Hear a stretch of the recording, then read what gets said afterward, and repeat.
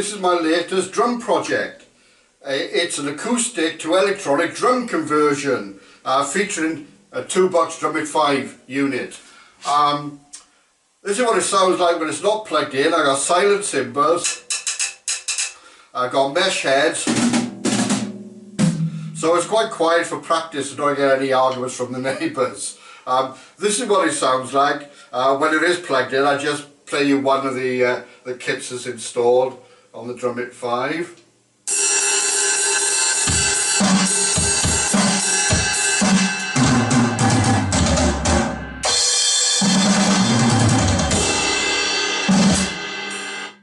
Don't know what the quality of that's going to be like, but it sounds great from this end. But let me tell you a bit first of all about the drum kit itself. Sharp-eyed amongst you, particularly the drummers, will look at this, and particularly from this configuration of the tom holder and these long legs, will say, that's a Yamaha. And you could be fooled into thinking it's a Yamaha. In fact, I think it was made by Yamaha. But it was done for a UK retailer called Gear for Music, and they sold it under the White Horse Drums label. They called this the Maple Marvel, presumably because it's made of maple. I bought it on Gumtree for £199. Not just the drums, it came with a whole set of hardware. Again, absolutely spitting image of Yamaha, the same tuning things, everything on it. A few crap cymbals and some sticks, a seat, 200 quid, bargain. I've been playing it in the band, absolutely brilliant. I changed the heads, put some Evans black chrome heads on it, sounded brilliant. But I thought I'd do a project and I'd turn it into an electronic kit. Very simple reason for that is to actually make it quieter on stage. I know it sounds funny, drums, quiet. Everybody in drums wants it to be loud. But when I'm playing with my band, we play in small pubs and clubs. Sometimes the sound can be overpowering because the drums are intrinsically loud, particularly the cymbals are loud, and then everybody's got to crank their stuff up in order to get over the sound there. So the idea behind this is if we start off with a good quality drum sound but quieter, it means that we can mix the other instruments and the vocals in and have a clearer sound. That's the theory behind doing it anyway. What I'm going to do now is I'm going to turn the kit around so you can see it better, and I'll explain the various things of how I've come to do this. So I've turned the kit around so you can see it a bit better, and I'll take you around it and explain what's gone on here. Well, first of all, the heads. Well, I've changed from what was Evans black chrome heads I put on here for acoustic drums to special heads. They're mesh heads made by Remo for Roland, and they're called Power Play. They're a double ply mesh head, very solid. I did try a cheaper brand called Cord, which were black ones, but they were a lot more flimsier and more bouncy, and I didn't like them. So I decided if I was going to do the project, I may as well get some really good ones. These are not cheap, I have to say, but they're worth it because they do work.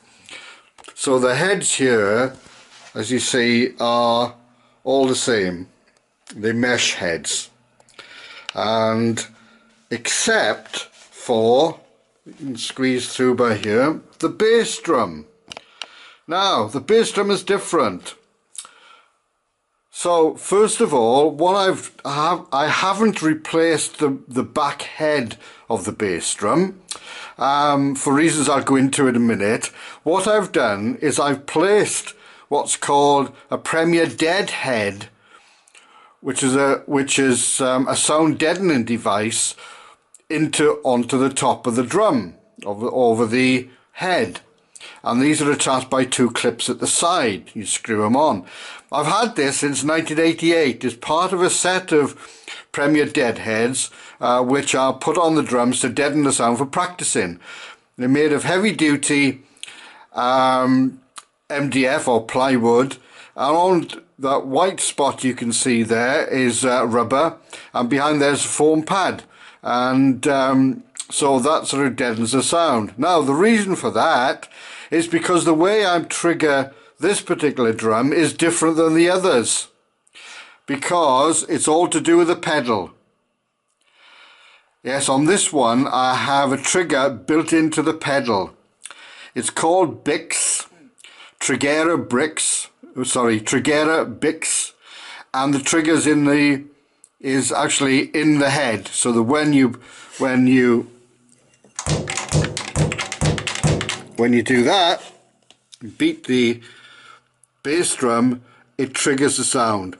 Now there's two reasons why I've done this, well, a number of reasons actually why I've done this instead of just putting a mesh head. Well, first of all, the mesh heads are really expensive for a big drum, and I already had this dead head.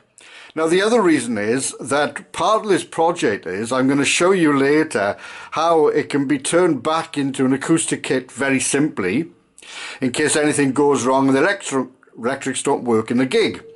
And with this particular thing, all I need to do is to take this dead head out, and of course it becomes an acoustic drum kit again. The triggered head will work as a normal beater. We don't need to change that. The other reason is for some gigs I attach the trigger not to the 2-box unit but to this Alesis sample pad, so I can trigger particular sounds with the sample pad. So that's the reason, well, a variety of reasons why I've gone this route. So there's normally mesh heads apart from the bass drum. Now the cymbals are Jobecki. They're Jobecki low volume real feel cymbals. And if you can see here, they made of mesh metal, and when you play them they do feel like real cymbals. These have got 3 zones on them. They've got a zone for the bell, a zone for the bow, the main part of the cymbal, and one for the edge. Also on the edge there's a silencer. So like you would a normal cymbal, if you hit the head to make it quiet, just grab the edge and it kills the sound. I bought these specifically because I wanted my kit to look more like an acoustic kit than they would with the black rubber cymbals that I have. I've got black rubber cymbals, electronic rubber cymbals from 2Box, but they looked odd with the kit, to be honest with you. And the idea of this is to try to make it look like an acoustic kit. It will sound like an acoustic kit, as you've heard, because of the 2Box. Now, the other bit of the reason for using Jobecki is this particular cymbal, hi-hat cymbal. The 2Box hi-hat cymbal triggers with one input. With one input on there's a mechanism that actually triggers both the foot pedal and the cymbal itself. However, it's not very accurate. So I've been advised that the units like this, which have separate inputs for the foot part of the sound and the cymbal part of the sound, are better. The expensive Roland ones are done like this, and I've been told that those are better, will respond better. The only difference is that they won't work with on this own with the 2Box unit, because the 2Box is set up for one input. So what I've had to buy as well is this little chap here from Zoman Drums, and this converter unit. It converts the 2Box, one 2Box into two outputs, or two inputs, so that you can use other people's cymbals with the 2Box unit. This is the 2Box unit, if you see here.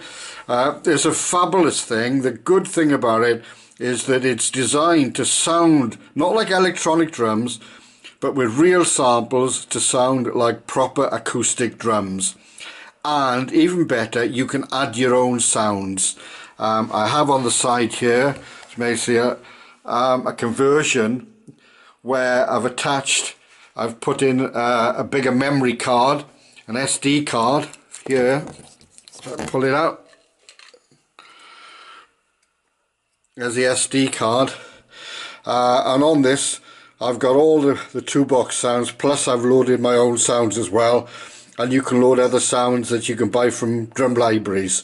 So it's a fantastic sort of bit of kit, this, and I'm really pleased. I invested some years ago in this. So let me tell you about the triggers then. On these, the triggers, if I go in close, you might see there's a slightly dark patch underneath there. Well, the triggers are under here, under there. You can probably see it a bit closer there. And this is what I did.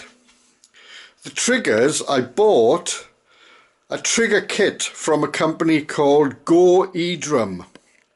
They're a Chinese company. You can Google them. You can get the bits that I got on Amazon. It was about £25 a set, and they do a number of different do-it-yourself trigger kits. Most of the, and these are internal triggers, and most of these side-mounted triggers, which is what these are, they mounted on the side there, hence called side-mounted. If you look at if you go on YouTube and look at any of these side-mounted triggers, they're virtually all the same. Whatever manufacturer you buy, some look prettier than the others because they've got nicer finishes and stuff, but the mechanism is the same.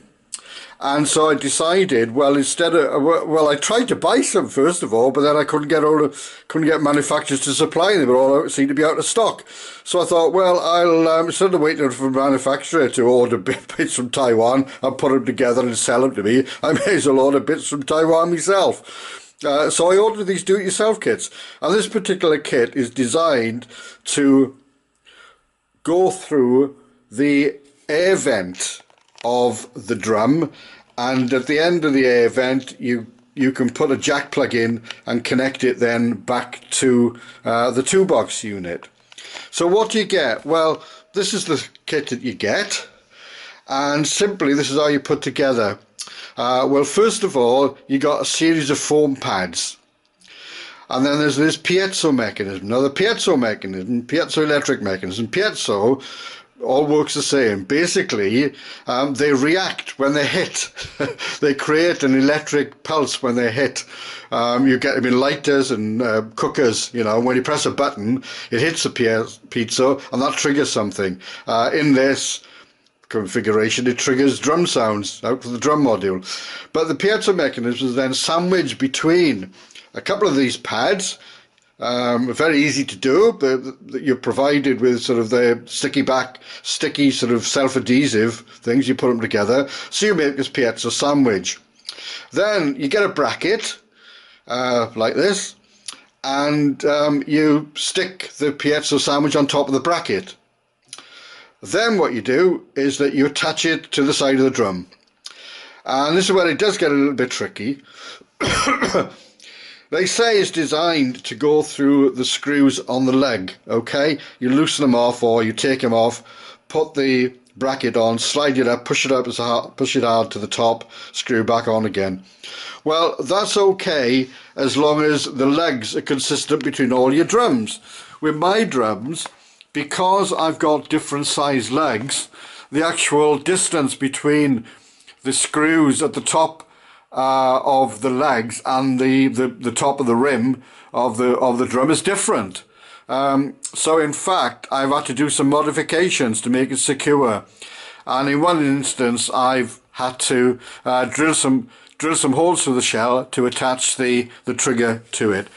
I don't mind, because this is my kit. I'm not expected to sell it to anybody, but a lot of these people do make a point of the fact, oh, you don't have to drill any holes, you know, you can just attach it to the thing. Well, it depends on what your drums are, to be honest with you. I have tried asking some manufacturers for information as regards where the holes in their sort of brackets are, but they're not very good at giving me this information, to be honest. GoeDrum seem to be the best. If you go on their adverts, they've got all the measurements laid out. The snare drum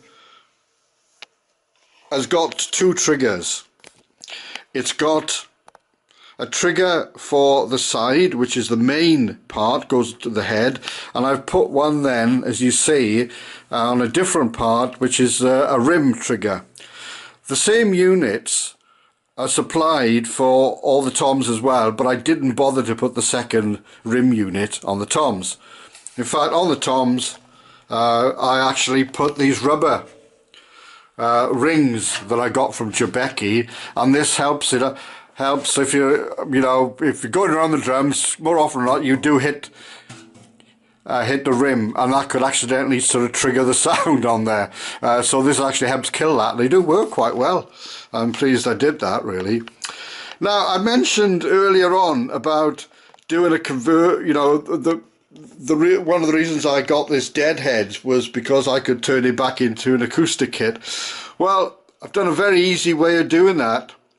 First of all, the bottom heads on all the toms are the black chrome Evans heads, and so all I need to do is to turn these toms around, turn them upside down effectively, and they become normal drums again. And here we go, there we are. I've turned the toms around with the Evans black chrome heads, they're normal drums again. The floor tom, I've had to do something a bit different on that. As you see here, I bought a second set of leg holders, and so I just flip the drum over, swap the leg holders, and again that becomes a normal tom again.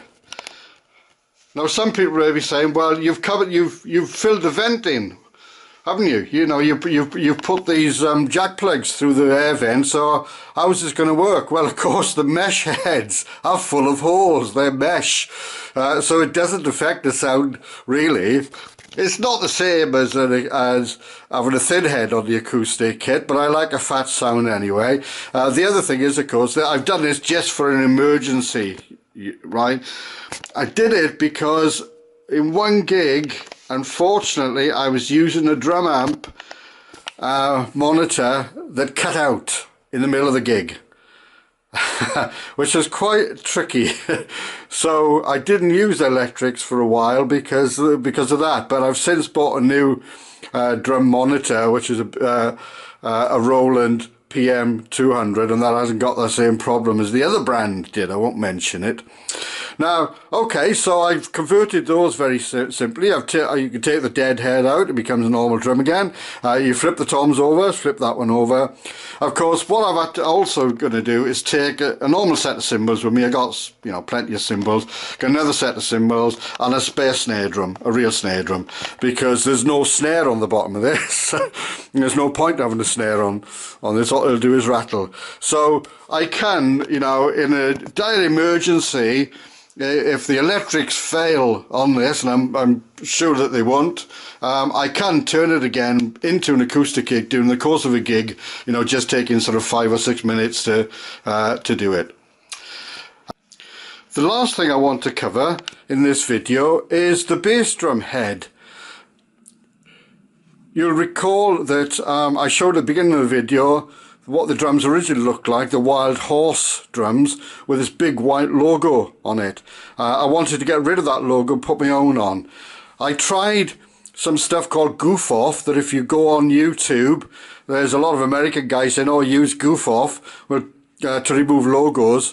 Well, Goof Off isn't available in the UK. I had to buy it from the States, and when it came I was very disappointed. It wouldn't get rid of the white logos on black heads. It seems to work on the other way around, on clear heads, but not on black heads. But I have found this other stuff called Easy Off wipes, and these are graffiti removers, and they're just like a heavy-duty wet wipes. They're really easy to use and they work fantastic. I got them on eBay, but the company that makes them or sells them is only in Doncaster, which is a couple of miles up the road from me, but it was very cheap to use, and I think I used 2 or 3 wipes to get rid of that big logo, and then I was able to put my own Ace in the Hand logo on the top instead. So there we are, my acoustic to electronic drum conversion. Hope you liked it, and if you see the band coming around your way, come and see us and hear us play. Bye.